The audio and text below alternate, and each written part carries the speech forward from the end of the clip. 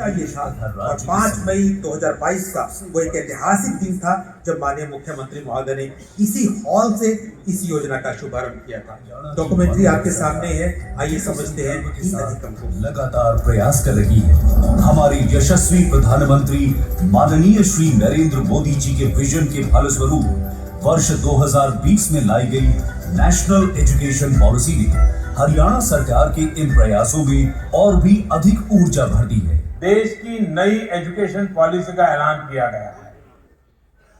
ये पॉलिसी 21वीं सदी के नौजवानों की सोच, उनकी जरूरतें, उनकी आशाओं, अपेक्षाओं और आकांक्षाओं को देखते हुए बनाने का व्यापक प्रयास हुआ। अब हरियाणा के बच्चों को 21वीं सदी की शिक्षा के कौशलों में दक्ष बनाने का लक्ष्य लिए राज्य शिक्षा विभाग माननीय मुख्यमंत्री जी के नेतृत्व व माननीय शिक्षा मंत्री के मार्गदर्शन में निरंतर प्रयासरत है और इन्हीं प्रयासों के अंतर्गत 5 मई 2022 को एक ऐसी महत्वाकांक्षी योजना की गई जिसे नाम दिया गया है ई-अधिगम, advanced digital Haryana initiative of government with adaptive module.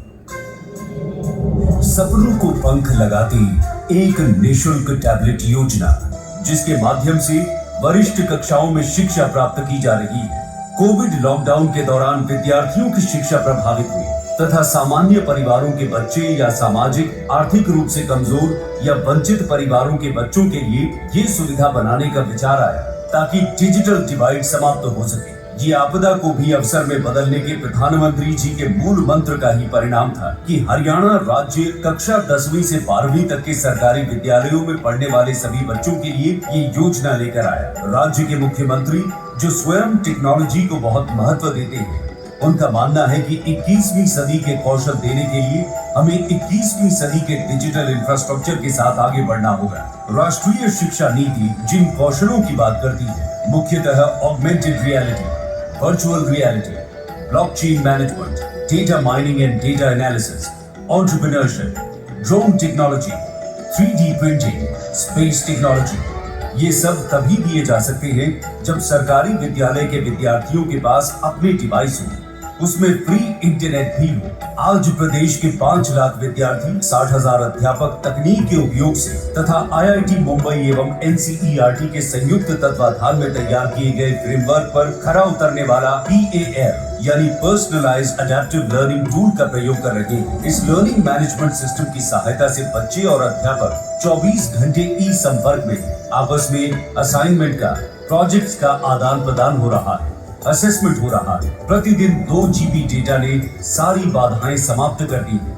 अब ऑनलाइन शिक्षा इन विद्यार्थियों के लिए आसानी से उपलब्ध हो रही है। टैबलेट में बच्चों की गतिविधि का आकलन, पर्यवेक्षण के लिए सभी डिवाइसेस में मोबाइल डिवाइस मैनेजमेंट सिस्टम है जो टैबलेट को कंप्लीट लर्निंग डिवाइस बनाने में सक्षम है। अगस्त मास में अधिगम विद्यार्थी और अधिगम अध्यापक प्रतियोगिता में भारी संख्या में प्रतिभागिता ये बताता है कि ये योजना कितनी लोकप्रिय है। आज हमारे विद्यार्थी टैबलेट के माध्यम से प्रोजेक्ट बेस्ड लर्निंग कर रहे हैं, इंस्पायर अवार्ड्स के लिए तैयार हो रहे हैं, विभिन्न प्रतिस्पर्धाओं जैसे NTSE के लिए तैयार हो रहे हैं। विद्यालयों में वैज्ञानिक सोच पनप रही है, समाज का दृष्टिकोण बदल रहा है और अब बच्चे स्टार्टअप्स की बात करते हैं। वीडियो गेम खेलने तक सीमित न होकर गेम डेवलप करने तथा मोबाइल ऐप्स बनाने के प्रयास में लगे। माननीय मुख्यमंत्री जी ने शिक्षा पर होने वाले खर्च को हमेशा निवेश के रूप में देखा है।